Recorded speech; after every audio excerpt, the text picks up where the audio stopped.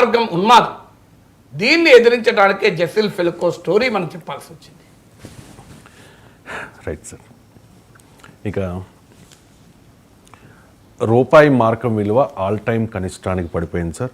$1 = 85.13 rupees.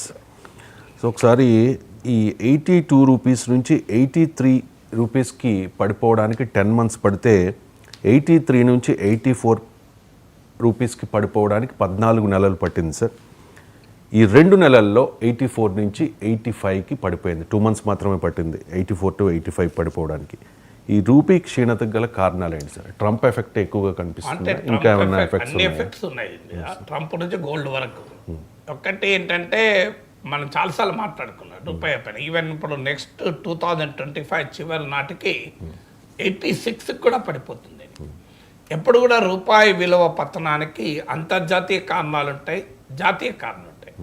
అంతర్జాతీయ కారణాలు ఏంటంటే America economy, America first, make America great again, America ఇతర దేశాల నుంచి వచ్చే దిగుమతుల పైన ఆంక్షలు పెట్టడము, ఇదంతా ట్రంప్ ఎఫెక్ట్ వల్ల డాలర్ మరింతగా బలపడడం జరుగుతుంది. డాలర్ బలపడినప్పుడు ఆటోమేటిక్గా రూపాయి పతనం. ఒక రూపాయి కాదు, ఆసియా దేశాల కరెన్సీలు అన్నీ కూడా పతనమయ్యాయి. కంపారిటివ్లీ రూపాయి తక్కువ పడిపోయింది.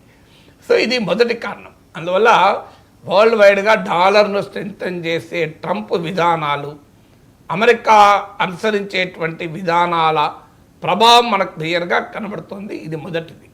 రెండవది ఏంటి అంటే మన దేశ ఎకానమీ నుంచి ఫారిన్ పోర్ట్ఫోలియో ఇన్వెస్టర్స్ అంటారు, మన స్టాక్ మార్కెట్లోకి వచ్చే విదేశీ పెట్టుబడులు తిరుగు ప్రయాణం చేస్తున్నాయి. కారణం ఏంటంటే డాలర్ స్ట్రెంథన్ అవుతుంది అనుకున్నప్పుడల్లా ఇదే జరుగుతుంది. ఎందుకంటే డాలర్ స్ట్రెంథన్ అవుతుంది అన్నప్పుడు డాలర్ డినామినేటెడ్ అసెట్స్లో పెడతారు, అంటే డాలర్ రూపంలో ఉండే అసెట్స్లో పెడతారు.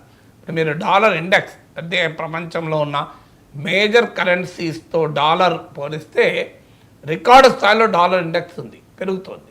అందువల్ల డాలర్ విలువ బలపడుతున్నది కనుక మన దేశంలో స్టాక్ మార్కెట్లో పెట్టుబడులు పెట్టిన వాళ్ళు కూడా ప్రాఫిట్ బుక్ చేసుకొని తిరిగి డాలర్ డెస్టినేషన్కి వెళ్ళిపోతుంటారు. వాస్తవంగా నిన్న US federal reserve interest rate తగ్గించింది.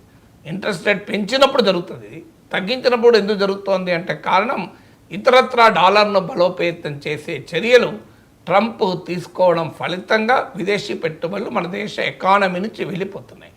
సో దీని ఫలితము కూడా మనకు క్లియర్గా కనబడుతుంది. తర్వాత బంగారం పైన విపరీతంగా దిగుమతులు పెరిగాయి. మీకు $7 బిలియన్ నుంచి $15 బిలియన్, మీకు నవంబర్లో ట్రేడ్ డెఫిసిట్ $38 బిలియన్ చేరుకుంది. ఇంకా ప్రిసైజ్గా చెప్పాలంటే $37.8 బిలియన్. ట్రేడ్ డెఫిసిట్ పెరగడమే కాకుండా కరెంట్ అకౌంట్ డెఫిసిట్ 2.8% ఆఫ్ జీడిపికి వచ్చింది. ఏంటి current account deficit, trade deficit అంటే మనకు సామాన్యుడికి అర్థం అవడానికి, ట్రేడ్ డెఫిసిట్ అంటే మొత్తం మనము ఎగుమతులకు దిగుమతులకు మధ్య తేడా. మన ఎగుమతుల కన్నా మన దిగుమతుల విలువ, మన ఎక్స్పోర్ట్స్ కన్నా ఇంపోర్ట్స్ వాల్యూ $38 బిలియన్ ఎక్కువ ఉన్నాయి నవంబర్లో. అంటే 3,800 కోట్ల డాలర్ల మేరకు మనము ఎక్స్పోర్ట్స్ కన్నా ఎక్కువ ఇంపోర్ట్ చేసుకున్నాం. అంటే అర్థం ఏంటి, మనకు ఆటోమేటిక్గా మనం సంపాదించే డాలర్ల కన్నా మనం ఖర్చు పెట్టే డాలర్లు చాలా ఎక్కువ ఉన్నాయి. కరెంట్ అకౌంట్ డెఫిసిట్ అంటే ప్రస్తుత ఖాతాలో, అంటే రోజువారీగా మనకు ఎంత ఫారిన్ ఎక్స్చేంజ్ డాలర్లు ఏం చేస్తున్నాం, ఎంత ఖర్చు పెడుతున్నామని. ఎప్పుడైతే మనము ఖర్చు పెట్టేదేమో ఎక్కువ ఉంది, మనము సంపాదించే డాలర్లు తక్కువ ఉన్నాయి. ఫలితంగా ఆటోమేటిక్గా డిమాండ్ అండ్ సప్లై మిస్ మ్యాచ్లు డాలర్ల విలువ పెరుగుతుంది. ఇప్పుడు దీంట్లో ఇలా కావడానికి ఒక ముఖ్యమైన కారణం బంగారం దిగుమతులు. బంగారం దిగుమతులు రికార్డు స్థాయిలోకి వెళ్ళిపోయాయి. సో అందువల్ల మీకు ఎప్పుడైతే ఈ ట్రేడ్ డెఫిసిట్, కరెంట్ అకౌంట్ డెఫిసిట్లో చేంజ్ వస్తుందో ఆటోమేటిక్గా డాలర్ డిమాండ్ పెరిగి రూపాయి పడిపోతుంది. మూడోది మన ఎకానమీలో ఉన్న వీక్నెస్, అంటే అంతర్జాతీయ పరిణామాల్లో ఇంకా జియో పొలిటికల్ అన్సర్టనిటీస్ అలాగే ఉన్నాయి. మీకు ట్రంప్ ఎఫెక్ట్తో పాటు ఉక్రెయిన్ వార్ ఎండ్ అవుతుందన్న స్పెక్యులేషనే, గాజా వార్ ఏమవుతుందో తెలియదు. ఈలోగా సిరియాలో కొత్త యుద్ధం మొదలయ్యే అవకాశాలు కనబడుతున్నాయి. Geopolitics, geoeconomic uncertainties మిగిలే ఉన్నాయి. పైగా దేశీయ ఎకానమీలో వస్తున్న మార్పులు, ఇప్పుడు జీడిపి 5.4%కు పడిపోయింది, ఫుడ్ ఇన్ఫ్లేషన్ 9%కు పెరిగింది, ప్రైవేట్ కన్సంప్షన్ ఎక్స్పెండిచర్ దెబ్బతింటోంది. మీకు ఎఫ్ఎంసీజీ నుంచి మొదలుకొని ఆటో వరకు సేల్స్ దెబ్బతింటున్నాయి. సో ఎకానమీలో ఉండేటువంటి స్టాక్ మార్కెట్ గత 2 ఏళ్లుగా వొలటాలిటీ భారీగా ఒడిదుడుకులకు స్టాక్ మార్కెట్ లోనవుతుంది. సో ఈ డొమెస్టిక్ ఎకానమీలో ఉండే ఈ ప్రతికూల పరిణామాలకు కూడా రూపాయి పైన ఒత్తిడి తెస్తున్నాయి. 85 కాదు, ఈవెన్ నెక్స్ట్ ఇయర్ ఎండింగ్ వరకు 86 కూడా పడిపోతుంది అని అంటున్నారు.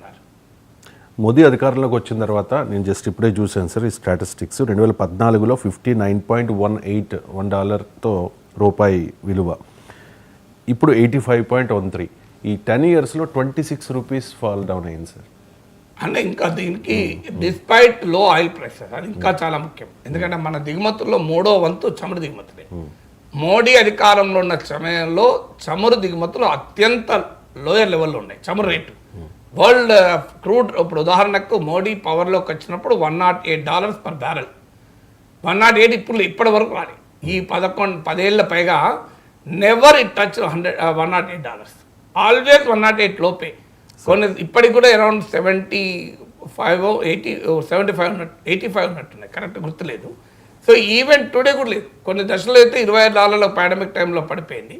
$50-60 చాలా రోజులు ఉంది. 2012-13 ఆ ప్రాంతంలో యూపీఏ చివరి రోజుల్లో $140 పర్ బ్యారెల్ పెరిగింది. అంటే మీకు ఆయిల్ ప్రైసెస్ తక్కువ ఉన్నాయంటే అడ్వాంటేజ్ ఏంటంటే నీ దిగుమతుల్లో 3వ వంతు ఆయిలే కనుక నీకు డాలర్ల అవసరం కూడా తగ్గిపోతుంది ఆటోమేటిక్గా. ఆ సానుకూల వాతావరణం ఆయిల్ మార్కెట్లో ఉండగా కూడా ఈ 10 ఏళ్లలో రూపాయి విలువ ఇంత ఘోరంగా దెబ్బతింది.